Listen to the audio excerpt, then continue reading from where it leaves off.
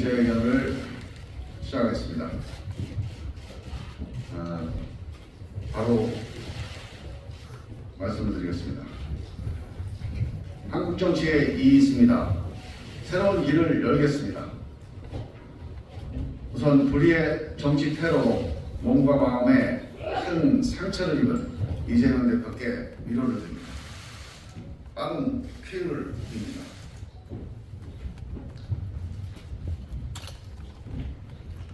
왜 이 길을 가는가? 우리는 오늘 민주당을 떠나 더 큰 민심의 바다에 몸을 던집니다. 한국 정치에 이익이 있습니다. 이게 정치입니까? 이것이 어찌 정치입니까? 이의가 있으면 반대 토론을 해야 합니다.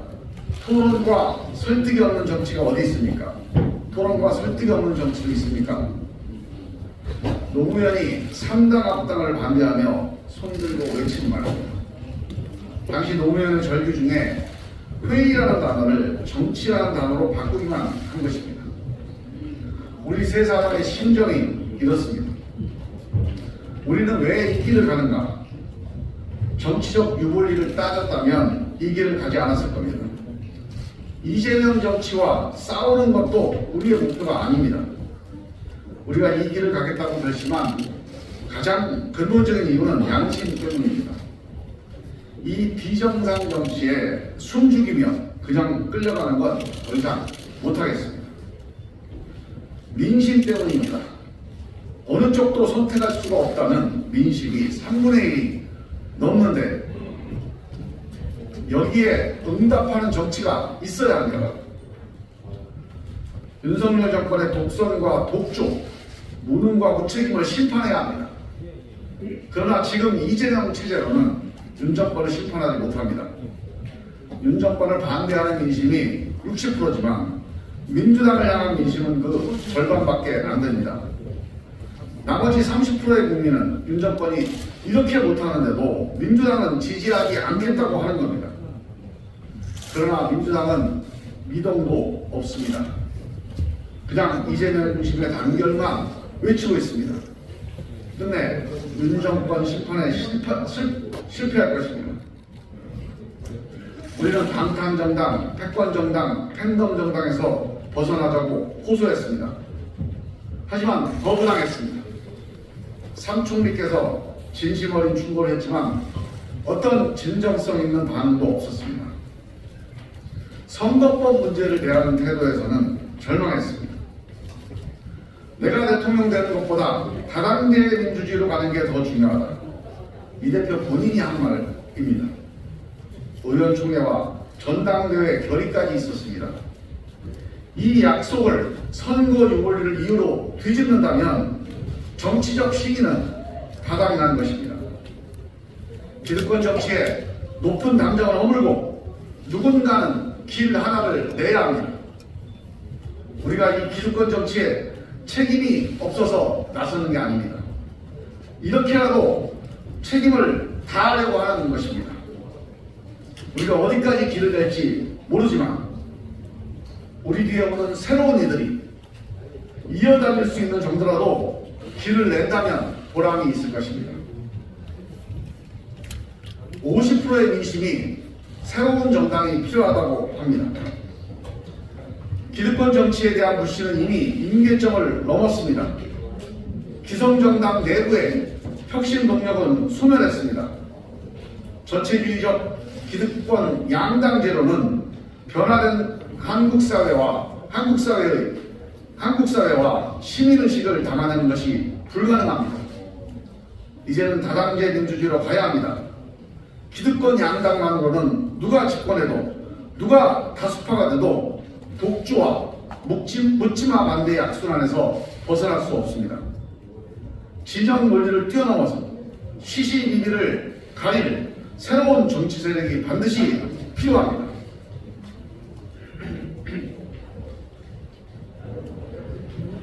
두 번째, 무엇이 문제인가? 대한민국 정치는 실패했습니다. 세상을, 국민의 삶을 바꾸는 데 실패했습니다. 상대방과 싸우는 건 잘해왔지만 대화하고 협력해서 공동체 역량을 결집하는 일은 제대로 못했습니다. 승자독식 때문입니다. 승자독식 때문입니다. 승자독식 양당 국회, 승자독식 당대표, 독식과 독주의 정치가 일사불란하게 지배하고 있습니다. 독주와 발목 잡기의 악순환의 늪에서 벗어날 수 없습니다. 승자독식은 문명의 규칙이 아닙니다. 정글의 규칙입니다. 군주적, 독재적, 제국주의의 규칙이지 민주공화국의 규칙이 아닙니다. 승패에도 불구하고 차이에도 불구하고 대화, 공존, 협력하는 게 문명이고 민주공화국입니다. 이제 승자독식 일사불란의 5.16 체제로는 더 이상 대한민국을 끌고 갈 수 없습니다. 각자 도생의 불안사회, 불평등한 민생, 정치적 양극화를 해결할 수 없습니다. 경제규모, 사회적 다양성, 높아진 시민의식을 감당할 수 없습니다.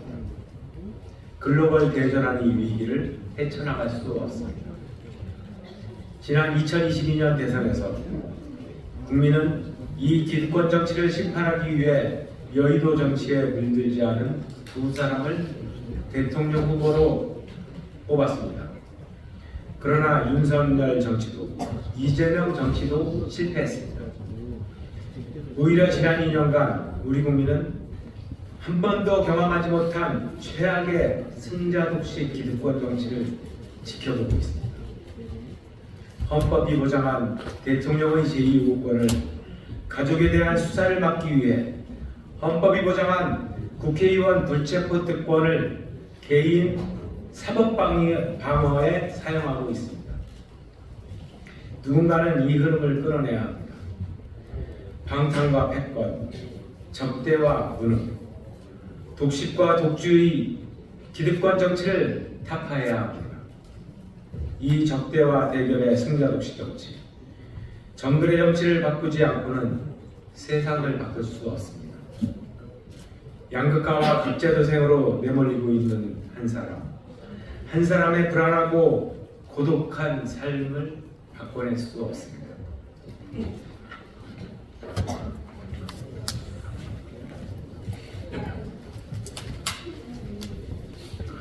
미래로 가는 개혁 대연합을 제안합니다. 이제는 승자독식, 각자 도생의 낡은 뗏목을 버리고 분노의 돌멩이를 내려놓고 함께 사는 미래로 가야 합니다. 싸워서 이기는 정치에서 세상을 바꾸는 정치로 가야 합니다. 문제를 해결하는 정치, 변화한 정치로 가야 합니다.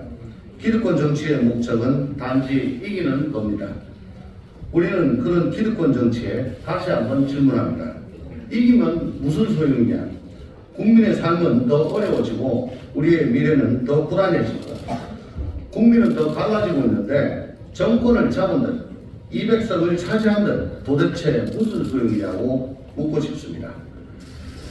대전환기 민생위기를 극복하기 위한 도전과 결단이 있어야 합니다. 산업화와 민주화 이후 대한민국은 어디로 가야 할지 목표를 잃어버렸습니다. 보수는 산업화 서사를, 진보는 민주화 서사를 잃어버리고 결국 상대방에 대한 적대에 의존하는 정치만 남았습니다. 시대가 바뀌었습니다. 이제는 일사불란이 아니라 다원주의가 시대 정신입니다. 산업화는 잘 먹고 살자는 것이고 민주화는 말하고 살자는 것이었다면 이제는 다양하게 사는 사회로 가야 합니다. 새로운 가치, 새로운 비전, 새로운 정책을 제시하는 정당이 필요합니다. 새로운 사회 계약을 써야 할 때입니다. 세상을 바꾸려면 국민 역량을 모아내는 국민 통합 정치, 연대와 연합 정치로 가야 합니다. 김대중의 통합 정치가 IMF 국난을 극복했고 DJP 연합이 평화적 정권 교체를 만들어냈습니다. 촛불의 연대 연합 정치로 국정농단을 심판했습니다. 세계사에서도 위대한 정치는 통합 정치, 연대와 연합 정치의 성과물이었습니다. 링컨의 통합정치가 미국의 분열을 막았고 루스벨트의 통합정치는 대공황의 미국을 살렸습니다. 독일의 동방정책과 통일, 유럽의 복지국가와 사회적 대타협도 연대와 연합정치가 만들어낸 것입니다. 세상을 바꾸는 정치로 가기 위한 개혁 대연합, 미래 대연합을 제안합니다.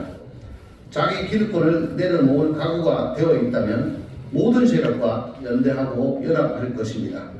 정치 개혁의 주체를 재구성하겠습니다. 신진 역량으로 정치 개혁의 새로운 엔진을 만들어 가겠습니다. 원칙과 상식은 뜻맞는 모든 이들이 함께할 수 있는 플랫폼이 되어 미래를 위한 토론 광장을 열겠습니다. 작은 물줄기가 모여 큰 강물이 됩니다. 굽이굽이 천천히 가는 듯 보이지만 결국 바다로 갑니다. 함께 사는 세상 위에 강물처럼 가겠습니다. 대한민국을 사랑하는 모든 시민들께 호소합니다. 함께 힘을 모아주십시오. 함께 행동하는 양심이 되어주십시오. 숫자가 중요한 게 아니라 우리 마음속에 있는 열망이 중요합니다. 열망이 모이면 반드시 새로운 길이 열립니다. 감사합니다. 2024년 1월 10일 원칙과 상식 김종민, 이원호, 조홍찬 감사합니다.